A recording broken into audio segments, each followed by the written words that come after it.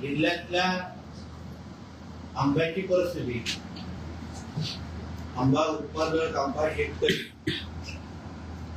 हा पूर्ण पद्धतीने हवालदिल झालेला आहे. गेल्या 50-60 वर्षामध्ये आंब्याच्या शेतकऱ्यांनी नुकसान भरपाई मागितली किंवा सरकारकडून मदत मागितली असं आपण कधी ऐकलेलं नव्हतं. आपल्यातले काही जुने जाणते पत्रकार आहेत, सिनियर पत्रकार आहेत, आपल्याला माहिती आहे की अशी कधी मागण्याची परिस्थिती त्यांच्यावर आली नाही. उलट आपल्या सिंधुदुर्ग जिल्ह्याचं अर्थकारण चालवण्यामध्ये आंबा, काजू, मासेमारी या सगळ्या जणांचा फार मोठा हात असतो. पण आज आंबा उत्पादक शेतकरी हा अडचणीत आहे. शासनामार्फत जे काय आढावा घेतला गेला, काही पंचनामे झालेले आहेत. 2 वेळा मंत्रिमंडळामध्ये हा विषय मी आदरणीय मुख्यमंत्र्यांच्या निदर्शनात आणून दिला आणि आता शासनाकडे जो काही रिपोर्ट आलेला आहे त्या रिपोर्ट मध्ये निसर्गामुळे, प्रामुख्याने निसर्गामुळे, हवामानातल्या बदलामुळे 85 ते 80% नुकसान हे झालेलं आहे. हे शासनाकडे आता रिपोर्ट गेलेला आहे. म्हणजे त्याच्यामध्ये कोणाचंही काय मनात शंका नाही, कोणाचेही दोन विचार नाही, ते नुकसान झालं नाही, उगाच मागताय असं काही विषय नाही. वस्तुस्थिती अशीच आहे की 85% जवळपास नुकसान झालेलं आहे आणि त्यामुळे शासनाकडे हा विषय किती गंभीर आहे हा पूर्ण पद्धतीने पोहोचलेला आहे. म्हणून ह्याच्यामध्ये किंतु परंतु चर्चा करण्याचा विषयच नाही. मला जेव्हा मंत्रालयामध्ये जिल्ह्यातले आंबा उत्पादक शेतकरी भेटायला आलेले होते, मोठे शिष्टमंडळ आहे, वेंगुर्ला, देवगड शिष्टमंडळ शेतकरी भेटायला आले होते, तेव्हा विविध विषयावर जी आमची चर्चा झाली होती त्याच्यामध्ये शासनाने मदत करावं, शासनाने आम्हाला ताकद द्यावी तो एक भाग होता. पण त्याचबरोबर त्या शेतकऱ्यांमध्ये, त्याच्यात काही पक्षाचा विषय नाही, पण त्या शेतकऱ्यांनी एक अशी सूचना आम्हाला दिलेली, मला दिलेली की नितेशजी ह्याच्यामध्ये काय आपल्याला वेगळ्या पद्धतीने मार्गदर्शन भेटतंय की बघा, बाहेरच्या देशातून किंवा अशी चांगली कुठली टेक्नॉलॉजी जेणेकरून ह्या परिस्थितीवर आम्ही मात करू शकू, या परिस्थितीवर कायमस्वरूपी कसा तोडगा निघेल, आम्हाला आधार कसा मिळेल, यासाठी वेगळा काय अभ्यास होऊ शकतो का?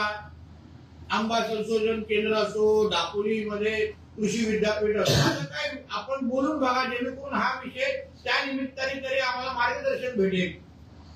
मग त्या बैठकीनंतर त्यांच्या सूचनेनुसार त्या बैठकीनंतर मी काही लोकांशी बोलायला सुरुवात केली आणि मग त्याच्यामध्ये बारामतीमध्ये ऍग्रीकल्चर डेव्हलपमेंट ट्रस्ट ADT नावाची एक संस्था आहे. ही संस्था प्रामुख्याने ही संस्था 1957 मध्ये स्थापन केली गेली. कृषी, शिक्षण, महिला सक्षमीकरण, पर्यावरण संवर्धन क्षेत्रात ही संस्था कार्यरत आहे. पुढील संस्थेचं माहिती उतरवून सांगतो. आणि ह्या संस्थेने मायक्रोसॉफ्ट, ऑक्सफर्ड विद्यापीठ आणि बिल गेट्स फाउंडेशन यांच्या सहकार्याने आधुनिक तंत्रज्ञानावर आधारित कृषी संशोधन केंद्र उभारलेलं आहे. आता भविष्यामध्ये शेती कुठल्या प्रकारे होईल, त्याच्यामुळे कृत्रिम बुद्धिमत्तेचा वापर कसा होईल, या बाबतीमध्ये असंख्य चांगल्यातले चांगले प्रभावी संशोधन या ADTने केलेले आहे.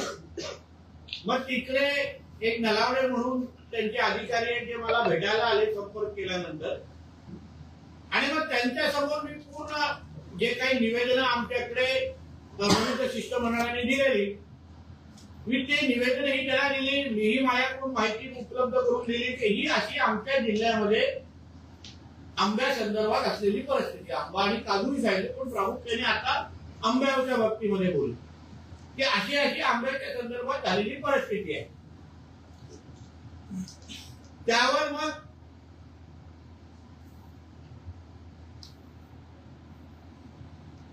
त्यांनी काही रिपोर्ट मला 10 दिवसांमध्ये देतो असं मला सांगितलं. त्यांनी पूर्ण पद्धतीने ते अभ्यास करतात, परिस्थिती जाणून घेतात, मग त्यांचे लोक लावून अभ्यास, मग त्याच्यावर आम्ही काय करू शकतो अशा पद्धतीची माहितीचा रिपोर्ट त्यांनी मला सादर केला. आणि त्यांच्या त्या रिपोर्टच्या अनुसार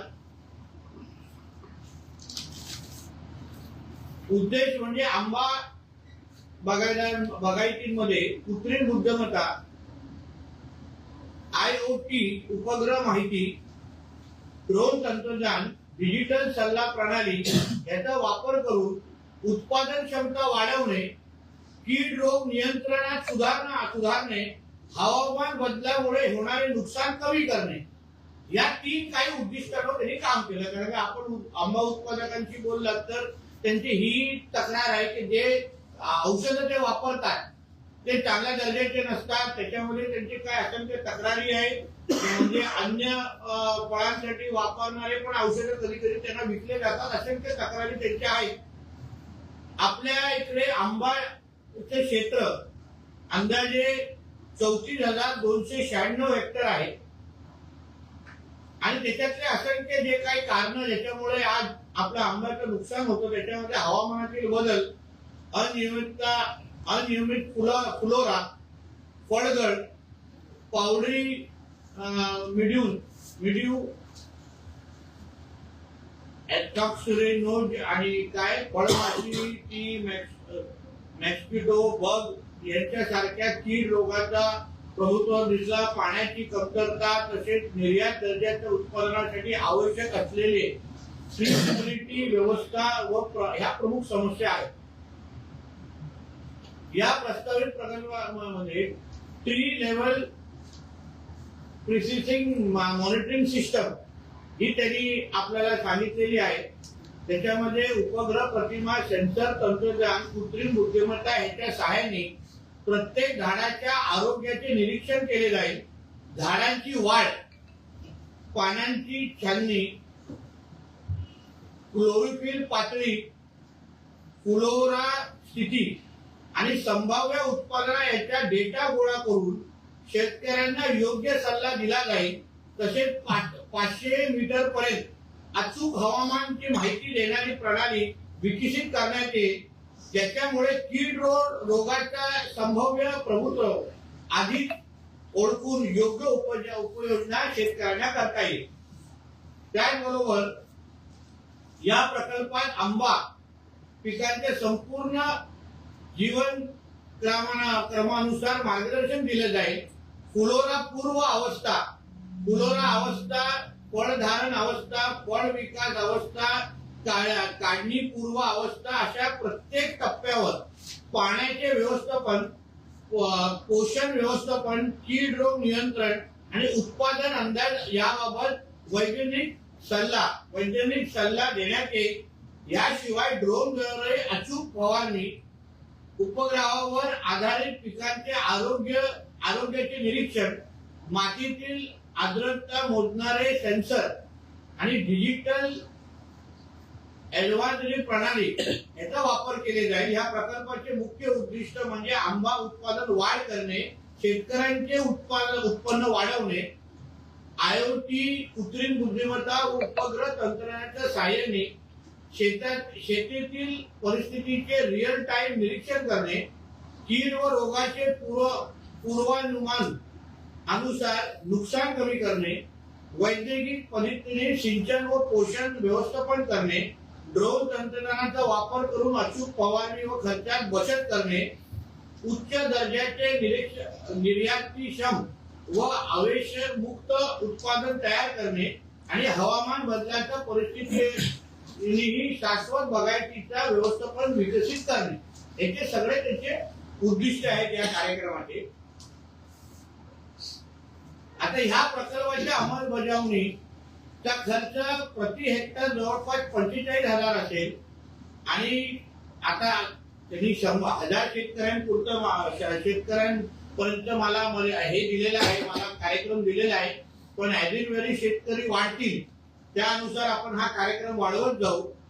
जवळपास या पूर्ण याच्यासाठी 4.5 कोटीचा खर्च त्यांनी आम्हाला दिलेला आहे, जे आम्ही जिल्हा नियोजन निधीतून आम्ही वापरण्यासाठी आम्ही तयार आहोत. माझ्या कलेक्टरांशी बोलणं झालेलं आहे. 4.5 कोटी एवढी निधी आम्ही जिल्हा नियोजन करून आम्ही उपलब्ध करून घेऊ आणि निधीचा सेन्सर उपक्रम हे सगळे जे काय आपल्याला सांगितलं त्यानुसार हा कार्यक्रम म्हणजे एका बाजूला सरकारच्या वतीने मदत देणं, नुकसान भरपाई म्हणा की काही म्हणा, सरकारच्या वतीने त्यांना आता मदत करणं आणि भविष्यामध्ये अशा पद्धतीची परिस्थिती आमच्या आंबा बागायतदारांवर येऊ नये, आंबा शेतकऱ्यांवर येऊ नये यासाठी अशा पद्धतीची मदत घेणं, अशा पद्धतीचा दुहेरी कार्यक्रम शासनाच्या माध्यमातून जिल्हा प्रशासनाच्या माध्यमातून आम्ही हातात घेत आहोत. जेणेकरून भविष्यामध्ये आता तर सरकारची मदत आपण यावेळी ह्या निमित्ताने घेतच आहोत, पण त्याचबरोबर अशा पद्धतीचा आपण उपाययोजना करायला सुरुवात केली. मी अजूनही लोकांशी बोलतो आहे, आंतरराष्ट्रीय पातळीचे काही कंपन्यांशी पण आमचं बोलणं चालू आहे. पण आता लगेच उपलब्ध होणारी जे राज्यामध्ये जे नावलौकिक झालेली ही बारामतीची ही जी काही संशोधन केंद्र आहे त्याची मदत घेण्यासाठी आम्ही तयार आहोत. त्यासाठी मी आधी त्यांच्या लोकांना मी ऑलरेडी ओके सांगितलेलं आहे, ते त्यांची तयारी करतायत, जेणेकरून लगेच आंबा उत्पादकांना आंबा शेतकऱ्यांना जी काही मदत आपण करायची आहे, जिची मागणी त्यांनीच माझ्याकडे केली होती त्याप्रमाणे आम्ही मदत देण्यासाठी आम्ही तयार आहोत. मला वाटतं हा विषय हा राजकीय विषय नाही. आम्हाला सगळ्यांच्या सूचना पाहिजे, आम्हाला सगळ्यांची मदत, आम्हाला सगळ्यांबरोबर काम मला तरी करायचं आहे. कारण की मीही त्याच भूमिकेचा आहे की आंब्याचं खरंच नुकसान झालेलं आहे आणि तसं रिपोर्ट पण आलेला आहे. जेव्हा पंचनामे करण्यात आले पहिले तेव्हा जी माहिती शासनाकडे दिली होती त्याला मी समाधानी नव्हतो. म्हणून जेव्हा ते शिष्टमंडळ मला भेटायला आलेले तेव्हा कृषीचे पण काही अधिकारी होते, त्यांच्या समोरच मी त्यांना टोकलेलं की तुम्ही परत जावा आणि योग्य पद्धतीने तुम्ही पंचनामे आणि माहिती शासनाकडे द्या. त्या अनुसार 80-85% नुकसान आज अधिकृत पद्धतीने रिपोर्टवर दाखवलेलं आहे. म्हणजे आता आपल्याला कोणाला सिद्ध करण्याची पण गरज नाही, शासनाकडे ही माहिती आलेली आहे. आणि म्हणून माझं असं म्हणणं आहे, बघा कोणी मोर्चा काढावा नाही काढावा हा पूर्ण त्यांचा अधिकार आहे, मला काही हरकत नाही. पण जेवढे लोक ह्या पूर्ण प्रक्रियेत आहेत ते सगळे लोक माझ्याशी बोलणारे आहेत, माझ्याशी व्हॉट्सअप पासून फोनवर बोलणारे आहेत, मला भेटतायत, माझ्याशी चर्चा करतायत. त्या दिवशी राजू शेट्टी पण मंत्रालयात मला भेटले, माझ्याशी त्यांनी चर्चा केली. तर म्हणून माझं असं म्हणणं आहे की हे आलेलं संकट हे तुमचं आणि आमचं नाही, हे आपलं आहे. हे सिंधुदुर्गाच्या आंबा शेतकऱ्यांच्यावर आलेलं संकट आहे, म्हणजे हे आपल्यावर आलेलं संकट आहे. जिल्ह्याचा पालकमंत्री म्हणून मी तुमच्या बरोबर आज उभा आहे. शासनाचा प्रतिनिधी असतो तरी शासनाकडे तुमचा गंभीर परिस्थिती सांगण्याची जबाबदारी ही माझी आहे. शासनाचे पैसे वाचवण्यासाठी मी इथे बसलेलो नाही. कुठल्याही अधिकाऱ्याच्या खिशातला किंवा त्यांचा पगार आम्ही मागत नाही. आम्ही बोलतोय जी ऍक्च्युअली परिस्थिती आहे आणि कधी न मागणारे अगर आपल्या इकडे पुढे येऊन अगर काही मागत असतील, सहकार्य देत असतील आणि ज्याच्यावर आमच्या कोकणाचा आणि सिंधुदुर्गाचा अर्थकारण अवलंबून आहे त्या लोकांना शासन म्हणून मदत होणारच असा विश्वास मी या निमित्ताने आपल्याला देतोय. शेवटी आपण संवाद अगर आपल्या सगळ्यांचा एवढा चांगला असेल तर माझ्या अनुसार कोणी वातावरण खराब करण्याचा कोणीच प्रयत्न करू नये, कोणीच प्रयत्न करतच नाही. अगर शासन तुम्हाला नाही बोलत असेल, त्याच्यावर तुम्ही मोर्चा काढत असेल तर मान्य आहे, आम्हाला काही हरकत नाही. आणि तुम्हाला माहिती आहे मी कसं आहे, मी मोर्चात जाऊन उभा राहण्यापैकी आहे. मीही मोर्चातून तयार झालेला कार्यकर्ता आहे. म्हणून मलाही या सगळ्या गोष्टीची गंभीरता चांगल्या पद्धतीने कळते. त्या दिवशी शिक्षकांचा संच मान्यता संदर्भात मोर्चा होता, मी गेलो त्यांच्यामध्ये जाऊन उभा राहिलो. त्यांचा विषय सोडवला येईल. आज विचारा ते समाधानी आहे. म्हणून शासन म्हणून अगर मी तुमच्याशी बोलतोय, शासन म्हणून अगर तुमच्याशी ऐकतोय, तुमच्या बरोबर उभा आहे, शासनाची भूमिका तुमच्यापेक्षा आमच्या आंबा बागायतदारापेक्षा वेगळी नाही. शासनाला माहिती आहे गंभीर परिस्थिती आहे. माननीय मुख्यमंत्र्यांना, दोन्ही उपमुख्यमंत्र्यांना, कृषी मंत्र्यांना, कृषी सचिवांना, तुमच्या पालकमंत्र्यांना सगळ्यांना माहिती आहे. जे जे शासनाचे प्रतिनिधी आहेत त्या प्रत्येकाला माहिती आहे आपली परिस्थिती गंभीर आहे. म्हणून एकत्र म्हणून माझं असं म्हणणे, जरा आपण हा प्रश्न सोडूया. एका बाजूला आपण शासनाकडून मदत घेऊया, दुसऱ्या बाजूला आपल्याला हे जे काही पर्याय आपण बारामती संशोधन केंद्र, ज्याला ऍग्रीकल्चरल डेव्हलपमेंट ट्रस्ट म्हणून एडीटी म्हणून जे काही नाव दिलंय, त्यांच्याकडून मदत घ्यायला लॉंग टर्म चालू करूया. जेणेकरून भविष्यामध्ये एका बाजूला आंबा संशोधन केंद्र साठी मी निधी उपलब्ध करून तेही मी बांधायला सुरू, म्हणजे त्याच्यावरही मी माझं काम सुरू केलेलं आहे. आणि म्हणून सगळ्या बाबतीमध्ये आमची भूमिका स्पष्ट आहे. लपवालपीचा काय विषय नाही. जसं मी तुम्हाला सांगितलं, हे तुम्ही आणि मी नाही, हा आम्ही विषय आहे. सिंधुदुर्ग म्हणून आपल्याला हा विषय हाताळायला लागेल. जसं आरोग्याची परिस्थिती आहे, शिक्षणाची परिस्थिती आहे, तशी आज आपल्या कधी नाही तर आंब्यावर आलेली परिस्थिती. एकतर हवामानामुळे आपल्याला त्रास झाला होता. आता तर जे आखाती देशामध्ये जी काय परिस्थिती उद्भवलेली आहे, आपले आंबे सौदी आणि दुबईला मोठ्या प्रमाणामध्ये जातात. आता तिथे पण युद्ध परिस्थिती आहे. तोही विषय आपल्या डोक्यावरून उभा आहे. म्हणून हा सगळा विषय अगर आपण सिंधुदुर्ग म्हणून अगर आपण हाताळला तर निश्चित पद्धतीने त्याच्यामध्ये आपल्याला यश मिळणारच. आम्ही तुमच्या बरोबर उभे आहोत. शासन हे तुमचं आहे. काल पण बघा अर्थसंकल्पामध्ये शेतकऱ्यांना कर्जमाफी आमच्या शासनाने जाहीर केली. 50,000चं प्रोत्साहन निधी पण जाहीर केली.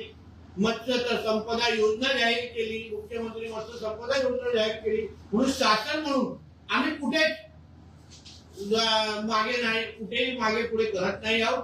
कुठेही आम्हाला लांब पडायचं नाहीये. आम्ही तुमच्या बरोबर उभे आहोत. तुम्हाला असेल तर मी 12 तारखेला येतो, मला काही हरकत नाहीये. पण शेवटी शासन अगर एवढं करत असेल, शासन अगर आमच्याकडे रिपोर्ट आम्ही बोललो तर नाही एवढी नुकसान झालंच नाही, हे काय 50% नुकसान झालंय, 40% दोघा जेवढं मागताय असं पण बोलताय का? मी बोलायलाही देणार नाही. कोणी माझ्या शासन असताना, मी पालकमंत्री असताना माझ्या कुठल्याच नागरिकांवर अन्याय करण्याची कोणी हिंमत करू शकणार नाही. विरोधी पक्षातून तयार झालेला पैकी कार्यकर्ता आहे मी. माझ्या 10 वर्षाच्या कारकिर्दीत 8 वर्ष विरोधी पक्षामध्ये होतो. म्हणून मला चांगल्या पद्धतीने विषय कळतात. म्हणून माझं असं म्हणणं आहे की आज आपण सिंधुदुर्ग म्हणून शासनाशी बोललं पाहिजे. शासनाशी संवाद करत तुमच्याकडे जेवढी माहिती अजून असेल, आता उद्या सकाळी मी काही आंबा बागायतदारांना भेटायला जातोय देवगडमध्ये, त्यांची परिस्थिती, ग्राउंडवर परिस्थिती समजून घ्यायला. आता बजेट आज आलो, उद्या सकाळी जाणार, आंबा बागायतदारांची अजून बोलणं, सगळा संवाद चांगला आहे. आमचा चांगला संवाद सुरू आहे. म्हणून माझं असं म्हणणं आहे आपण सिंधुदुर्ग म्हणून हा विषय हाताळू, सोडू आणि निश्चित पद्धतीने शासन म्हणून जी आपल्याला मदत हवी आहे, सगळ्या पद्धतीची मदत आमचं महायुतीचं सरकार, आमचं देवाभाऊचं सरकार निश्चित पद्धतीने तुम्हाला करेल.